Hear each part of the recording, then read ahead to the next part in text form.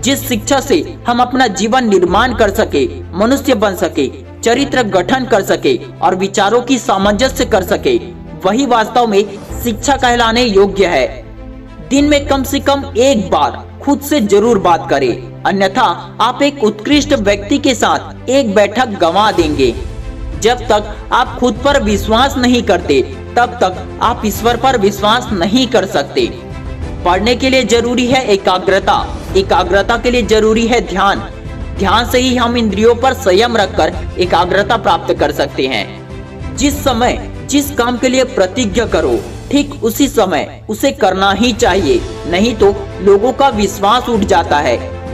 ज्ञान स्वयं में वर्तमान है, मनुष्य केवल उसका आविष्कार करता है। जब तक जीना तब तक सीखना, अनुभव ही जगत में सर्वश्रेष्ठ शिक्षक है। जहाँ दुर्बलता और जड़ता है, वहाँ क्षमा का कोई मूल्य नहीं, वहाँ युद्ध ही श्रेयस्कर है। संसार युद्ध क्षेत्र है, युद्ध करके ही अपना मार्ग साफ करो। उठो, जागो और जब तक लक्ष्य की प्राप्ति न हो जाए तब तक मत रुको। एक समय में एक ही काम करो और ऐसा करते समय अपनी पूरी आत्मा उसमें डाल दो और बाकी सब कुछ भूल जाओ। ज्ञान का प्रकाश सभी अंधेरों को खत्म कर देता है। यदि परिस्थितियों पर आपकी मजबूत पकड़ है तो जहर उगलने वाला भी आपका कुछ नहीं बिगाड़ सकता। हर काम को 3 अवस्थाओं से गुजरना होता है, उपहास, विरोध और स्वीकृति। संभव की सीमा जानने का एक ही तरीका है, असंभव से भी आगे निकल जाना। शिक्षा क्या है? क्या वह पुस्तक विद्या है? नहीं। क्या वह नाना प्रकार का ज्ञान है? नहीं, यह भी नहीं। जिस संयम के द्वारा इच्छा शक्ति का प्रवाह और विकास वश में लाया जाता है और वह फलदायक होता है, वह शिक्षा कहलाती है। हम वो है जो हमें हमारी सोच ने बनाया है, इसलिए इस बात का ध्यान रखिए कि आप क्या सोचते हैं। शब्द गौण हैं, विचार रहते हैं, वे दूर तक यात्रा करते हैं। हम भगवान को खोजने कहाँ जा सकते हैं अगर उनको अपने दिल और एक जीवित प्राणी में नहीं देख सकते? हर किसी में भगवान है। किसी चीज से डरो मत, तुम अद्भुत काम करोगे। यह निर्भयता ही है जो क्षण भर में परम आनंद लाती है। वह नास्तिक है जो अपने आप में विश्वास नहीं रखता, क्योंकि ईश्वर हमारे भीतर ही रहता है। जो अग्नि हमें गर्मी देती है, हमें नष्ट भी कर सकती है। यह अग्नि का दोष नहीं है, यही दुनिया है। यदि तुम किसी का उपकार करो तो लोग उसे कोई महत्व नहीं देंगे, किंतु जैसे ही तुम उस कार्य को बंद कर दोगे, वो तुरंत तुम्हें बदमाश प्रमाणित करने में हिचकिचाएंगे नहीं। तुम्हें कोई पढ़ा नहीं सकता, कोई आध्यात्मिक नहीं बना सकता। तुमको सब कुछ खुद अंदर से सीखना है। आत्मा से अच्छा कोई शिक्षक नहीं है। आपकी अपनी आत्मा के अलावा कोई दूसरा आध्यात्मिक गुरु नहीं है। अनुभव ही सर्वोत्तम शिक्षक है। जब तक जीवन है, सीखते रहो। शिक्षा का अर्थ है उस पूर्णता को व्यक्त करना जो सब मनुष्यों में पहले से विद्यमान है। प्रेम विस्तार है, स्वार्थ संकुचन है, इसलिए प्रेम जीवन का सिद्धांत है। वह जो प्रेम करता है जीता है, वह जो स्वार्थी है मर रहा है। इसलिए प्रेम के लिए प्रेम करो, क्योंकि जीने का यही एकमात्र सिद्धांत है। वैसे ही जैसे कि तुम जीने के लिए सांस लेते हो। बल ही जीवन है और दुर्बलता मृत्यु है।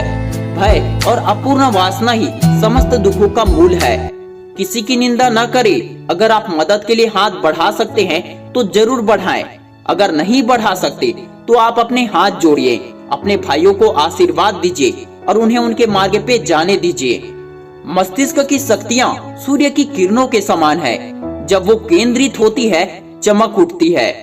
इच्छा का समुद्र हमेशा अतृप्त रहता है। उसकी मांगे जैसे जैसे पूरी की जाती है, वैसे वैसे वो इच्छाएं और बढ़ती जाती है। सच को कहने के हजारों तरीके हो सकते हैं और फिर भी सच तो वही रहता है। जितना हम दूसरों के साथ अच्छा करते हैं, उतना ही हमारा हृदय पवित्र हो जाता है और भगवान उसमें बसता है। दिल और दिमाग के टकराव में दिल की सुनो। दुनिया एक महान व्यायामशाला है जहां हम खुद को मजबूत बनाने के लिए आते हैं।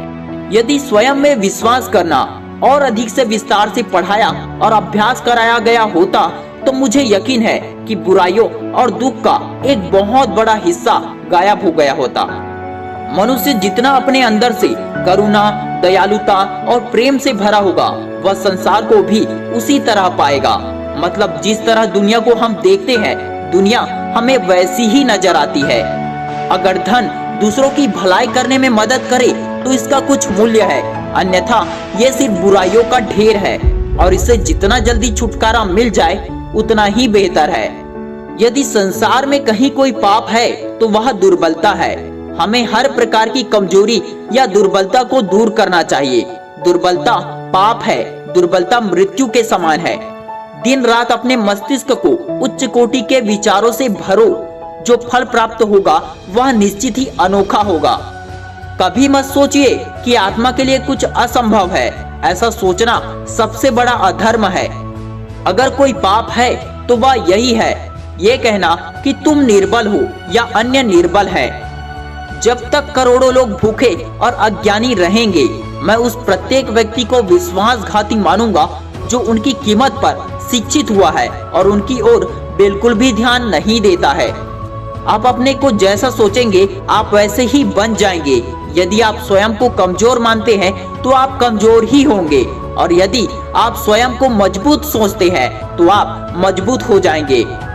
केवल उन्हीं का जीवन जीवन है जो दूसरों के लिए जीते हैं, अन्य सब तो जीवित होने से अधिक मृत है। आकांक्षा, अज्ञानता और असमानता यह बंधन की त्रिमूर्तियां हैं। लोग तुम्हारी तारीफ करे या निंदा, लक्ष्य तुम्हारे ऊपर कृपालु हो या ना हो, तुम्हारा देहांत आज हो या युग में, परंतु तुम न्याय पथ से कभी भ्रष्ट न होना। जितना बड़ा संघर्ष होगा जीत भी उतनी ही शानदार होगी। हम जो बोते हैं वो काटते हैं। हम स्वयं अपने भाग्य के निर्माता हैं।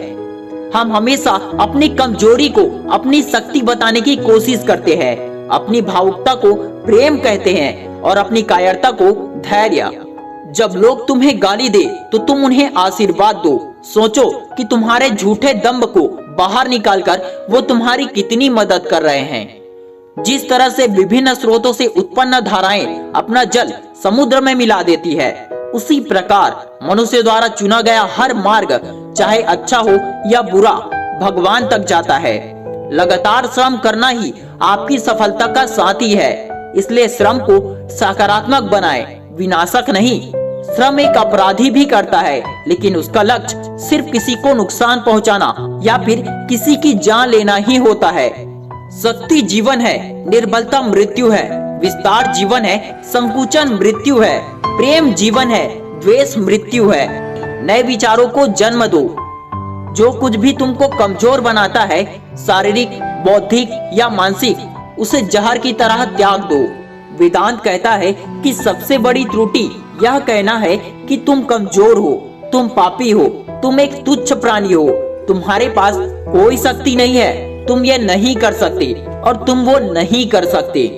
क्या तुम नहीं अनुभव करते कि दूसरों के ऊपर निर्भर रहना बुद्धिमानी नहीं है? बुद्धिमान व्यक्ति को अपने ही पैरों पर दृढ़ता पूर्वक खड़ा होकर कार्य करना चाहिए। जो सत्य है उसे साहस पूर्वक निर्भीक होकर लोगों से कहो। उससे किसी को कष्ट होता है या नहीं, इस पर ध्यान मत दो। वह आदमी अमरत्व तक पहुंच गया है जो किसी भी चीज से विचलित नहीं होता। जिस क्षण मैंने ईश्वर को हर इंसान में बैठे महसूस किया है, उसी क्षण से मैं हर इंसान के सामने सम्मान से खड़ा होता हूँ और उनमें ईश्वर को देखता हूँ।